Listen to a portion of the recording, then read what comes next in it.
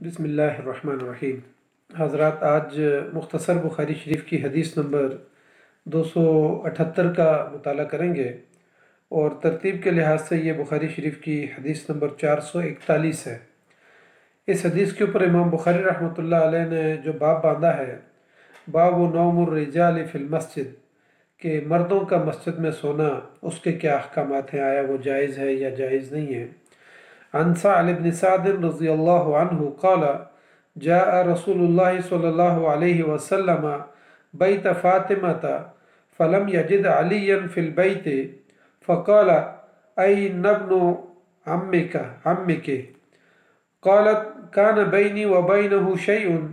فغاضبني فخرج film يكل عندي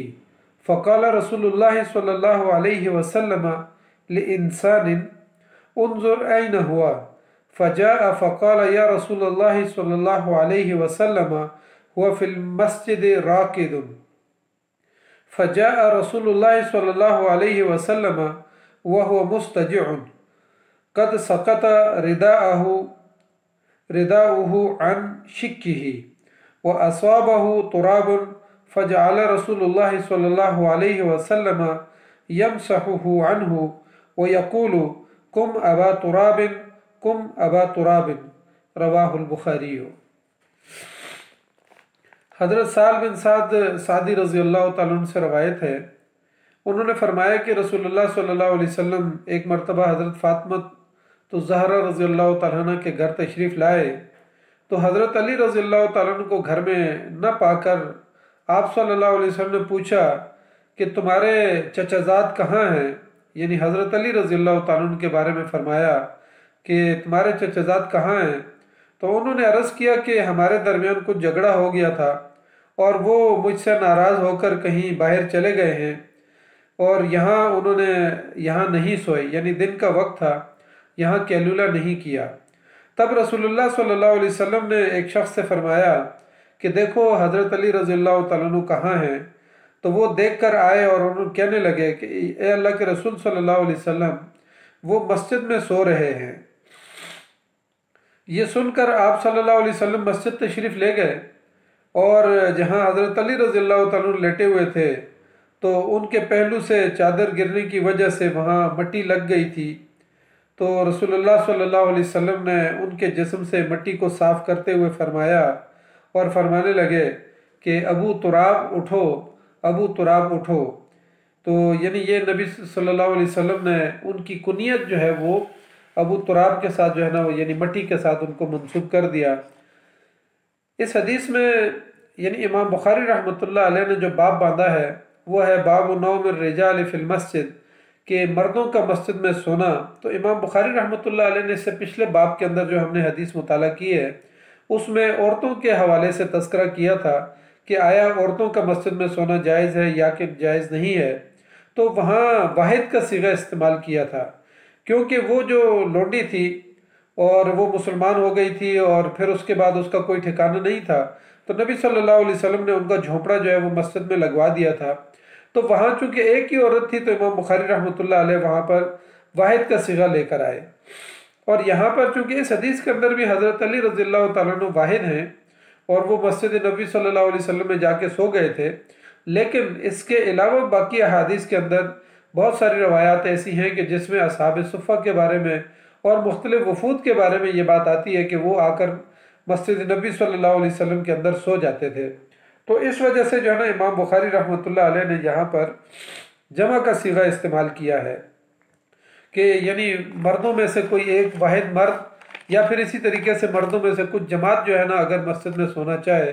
تو وہ مسجد میں ان کا سونا جائز ہے۔ امام بخاری رحمۃ اللہ علیہ یہاں پر پھر کچھ تعلیقات بھی لے کر آئے ہیں۔ مثال کے طور پر ابو قلابہ کی ایک یعنی حضرت انس رضی اللہ تعالیٰ عنہ سے وہ روایت کرتے ہیں، ان کی تعلیق لے کر آئے ہیں۔ وقال ابو قلابہ عن انس قدم رحت عن عقل علی النبی صلی اللہ علیہ وسلم فکانوا فی الصفہ۔ تو ابو قلابہ یہ کہتے ہیں کہ جو حضرت انس رضی اللہ تعالیٰ عنہ سے روایت کرتے ہیں کہ عقل قبیلہ کی جو ہے نا ایک جماعت نبی صلی اللہ علیہ وسلم کے پاس آئی اور وہ صفہ چبوترے کے اندر ٹھہری، تو اس سے یعنی وہ یہ ثابت کرنا چاہتے ہیں کہ یعنی واحد صحابہ اکرام بھی اکیلے اکیلے اور پھر صحابہ اکرام کی ایک جماعت بھی جو ہے وہ مسجد کے اندر ٹھہرتی تھی۔ اسی طریقے سے امام بخاری رحمۃ اللہ علیہ نے حضرت عبد الرحمن بن ابو بکر رضی اللہ تعالیٰ عنہ کی ایک تعلیق وہ لے کر آئے ہیں، وقال عبد الرحمن بن ابی بکر قال اصحاب الصفہ صفۃ الفقراء،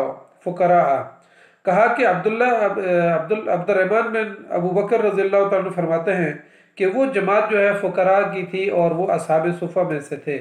یعنی وہ مسجد کے اندر ایک جماعت کی صورت میں، اور بعض روایات کے اندر آتی ہے یہ بات آتی ہے کہ وہ صفہ کی اصحاب صفہ کی تعداد 70 تک بھی جو ہے نا وہ یعنی موجود تھی، کہ بعض اوقات 70 تک ان کی تعداد ہوتی تھی، اور وہ مسجد نبی صلی اللہ علیہ وسلم کے اندر رہتے تھے۔ اس حدیث سے تو حضرت علی رضی اللہ تعالیٰ عنہ کا تذکرہ ملتا ہے، لیکن ایک حدیث میں حضرت عبداللہ ابن عمر رضی اللہ تعالیٰ عنہ یہ فرماتے ہیں کہ جس وقت میں نوجوان تھا اور کمارہ تھا اور میری بیوی نہیں تھی، یعنی شادی ابھی نہیں ہوئی تھی، تو میں اس موقع پہ مسجد نبی صلی اللہ علیہ وسلم کے اندر سو جاتا تھا۔ بعض روایات کے اندر یہ بھی آتا ہے کہ انہوں نے کہا کہ میں نے اپنے ایک جھونپڑا بنانے کی کوشش کی، لیکن اس موقع پہ لوگ میری مدد نہیں کر سکے تو میں جھونپڑا نہیں بنا سکا، تو میرا ٹھکانہ خود جو ہے نا مسجد نبی صلی اللہ علیہ وسلم کے اندر ہوتا تھا۔ تو امام بخاری رحمۃ اللہ علیہ ان احادیث اور تعلیقات سے یہ بات ثابت کرنا چاہتے ہیں کہ مرد یا مردوں کی جماعت، خواہ وہ فقراء ہوں یا جن کے اپنے گھر ہوں، وہ بھی اگر مسجد میں سونا چاہیں تو وہ بھی مسجد کے اندر سو سکتے ہیں اور مسجد کے اندر قیام کر سکتے ہیں، کیونکہ اس حدیث کے اندر بھی یہ بات ثابت ہوتی ہے کہ حضرت علی رضی اللہ تعالیٰ عنہ یعنی اگرچہ وہ تھوڑی دیر کے لیے آ کے سو گئے تھے، لیکن ان کا اپنا گھر موجود تھا، لیکن وہ مسجد نبی صلی اللہ علیہ وسلم کے اندر آ کے سو گئے تھے۔ البتہ اس کے مقابلے میں حضرت ابن عباس رضی اللہ تعالیٰ عنہ کا ایک قول ہے،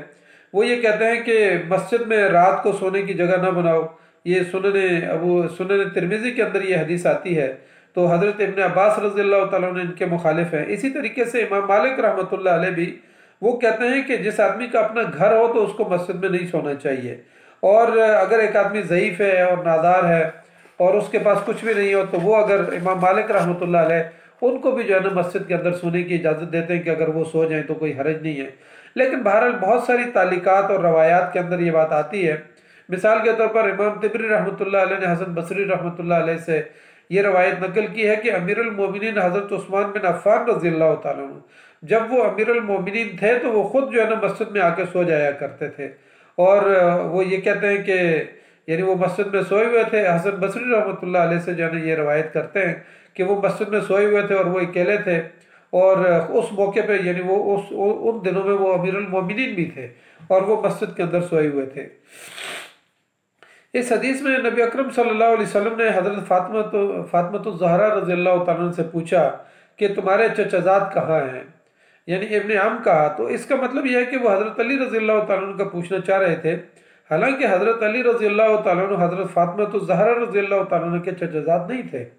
بلکہ وہ چچا زاد نبی اکرم صلی اللہ علیہ وسلم کے تھے۔ تو عرب کے اندر یہ دستور تھا کہ باپ کے جو رشتہ دار ہوتے تھے ان کو جو ہے نا چچا زاد کہا جاتا تھا، تو اس لیے نبی صلی اللہ علیہ وسلم نے عذرائے شفقت جو ہے نا ان سے، چونکہ گھر کے اندر نبی صلی اللہ علیہ وسلم داخل ہوئے تو ان کو اندازہ بھی ہو گیا تھا کہ گھر میں ناچاکی ہے، تو اس لیے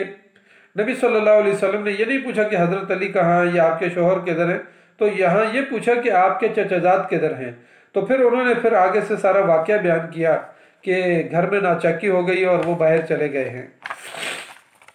اس حدیث سے یہ بات بھی ثابت ہوتی ہے کہ پھر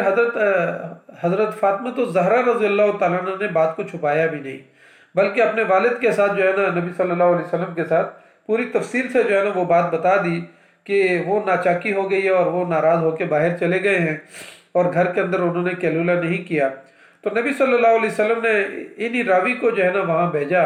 کہ آپ جا کے دیکھیں، سہل بن سعدی رضی اللہ تعالیٰ عنہ کو بھیجا کہ آپ جا کے دیکھیں کہ حضرت علی رضی اللہ تعالیٰ عنہ کدھر ہیں، تو انہوں نے واپس آ کے بتایا کہ وہ مسجد میں لیٹے ہوئے ہیں، اور پھر اس کے بعد نبی اکرم صلی اللہ علیہ وسلم خود مسجد میں داخل ہوئے اور ان کو بیدار کیا۔ اس حدیث سے یہ بات بھی ثابت ہوتی ہے کہ والد جو ہے وہ شوہر کی اجازت کے بغیر اپنی بیٹی کے گھر میں داخل ہو سکتا ہے، اور یہاں یہ بات بھی ثابت ہوتی ہے کہ بیٹی بھی جو ہے نا اپنے شوہر کی اجازت کے بغیر اپنے والد کو اپنے گھر کے حالات بتا سکتی ہے۔ اس لیے جو ہے نا یعنی نبی صلی اللہ علیہ وسلم نے جب ان کو معلوم ہوا کہ حضرت علی رضی اللہ تعالیٰ عنہ مسجد نبی صلی اللہ علیہ وسلم میں سو رہے ہیں، تو آپ صلی اللہ علیہ وسلم ان کے پاس گئے، اور اس موقع پہ وہ جب سوئے ہوئے تھے تو ان کے اوپر سے چادر جو ہے وہ ہٹ گئی تھی اور ان کے جسم کے ساتھ مٹی لگی ہوئی تھی۔ تو نبی اکرم صلی اللہ علیہ وسلم بھی ان کے ساتھ جو ہے نا بڑا پیار اور محبت کرتے تھے، جس طریقے سے اپنی بیٹی حضرت فاطمہ الزہرا رضی اللہ تعالیٰ عنہ کے ساتھ محبت کرتے تھے، اسی طریقے سے نبی اکرم صلی اللہ علیہ وسلم حضرت علی رضی اللہ تعالیٰ عنہ سے بھی بے انتہا محبت کرتے تھے۔ اور اسی وجہ سے نبی صلی اللہ علیہ وسلم خود، یعنی پہلے ڈھونڈنے کے لیے تو صحابی کو بھیجا، لیکن جب انہیں معلوم ہوا کہ مسجد نبی صلی اللہ علیہ وسلم میں سو رہے ہیں تو پھر اس کے بعد آپ صلی اللہ علیہ وسلم خود وہاں پر گئے، اور پھر حضرت علی رضی اللہ تعالیٰ عنہ کے اوپر سے مٹی جھاڑتے ہوئے ان کو کہا کہ اے ابو تراب اٹھیں، اور پھر نبی صلی اللہ علیہ وسلم جو ہے نا ان کو اٹھا کے گھر لے آئے۔ یہ یعنی اس حدیث سے یہ بات بھی ثابت ہوتی ہے کہ اگر میاں بیوی کے درمیان کوئی ناچاکی ہو جائے اور شکوہ شکایت پیدا ہو جائے تو ایسے حالات میں بیوی کو مارنا اور پیٹنا اور اس کو گھر سے نکال دینا، جیسے عموماً آج ہمارے معاشرے کے اندر یہی کچھ ہوتا ہے کہ اگر ایک شخص کی ناچاکی ہے اور گھر میں کوئی ناچاکی پیدا ہو گئی ہے کسی وجہ سے، تو لوگ اپنی بیوی کو جو ہے نا بچوں سمیت نکال کے گھر سے باہر جو ہے نکال دیتے ہیں۔ تو یہاں پر یہ ایک ہمارے لیے نمونہ ہے، بہترین نمونہ ہے کہ حضرت علی رضی اللہ تعالیٰ عنہ اور حضرت فاطمہ الزہرا رضی اللہ تعالیٰ عنہ کے درمیان جو ناچاکی ہوئی تو حضرت فاطمہ الزہرا رضی اللہ تعالیٰ عنہ گھر میں رہیں اور حضرت علی رضی اللہ تعالیٰ عنہ تھوڑی دیر کے لیے مسجد میں چلے گئے، اور پھر نبی صلی اللہ علیہ وسلم نے شفقت کے ساتھ ان کو بیدار کیا اور مٹی کو جھاڑا، اور پھر اس کے بعد ان کو گھر لے کے چلے گئے۔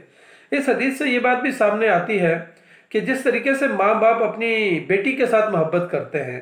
اسی طریقے سے ان کا فرض بنتا ہے کہ اگر داماد کے ساتھ بھی وہ اسی طریقے سے، یعنی اپنی بیٹی سے بھی بڑھ کر اور اپنے بچوں سے بھی بڑھ کر اپنے داماد سے بھی محبت کریں، کیونکہ اگر گھر میں کوئی ناچاکی پیدا ہو جاتی ہے اور ماں باپ کو اس کو اطلاع ملتی ہے تو پھر اس کا فرض بنتا ہے کہ دونوں کو بٹھا کے اس ناچاکی کو دور کر دیں، اور جس طریقے سے وہ اپنی بیٹی کے ساتھ محبت کرتے ہیں اسی طریقے سے اپنے داماد کے ساتھ بھی محبت کریں۔ لیکن عموماً ہمارے معاشرے کے اندر اس طریقے سے نہیں ہوتا، بلکہ لوگ جو ہے نا اپنی بیٹیوں کو شے دیتے ہیں،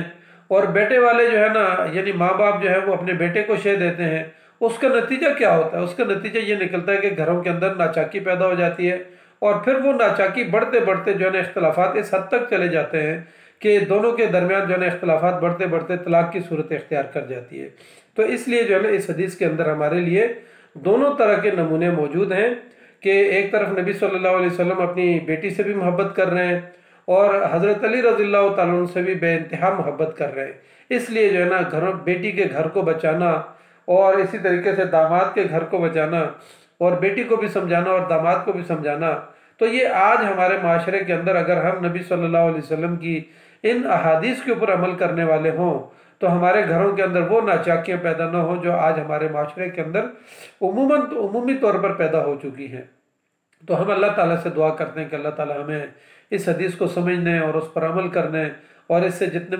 سے جتنے مسائل مستنبط ہوتے ہیں ان مسائل کو سمجھنے کی توفیق عطا فرمائے۔ جزاک اللہ خیر۔ السلام علیکم ورحمۃ اللہ وبرکاتہ۔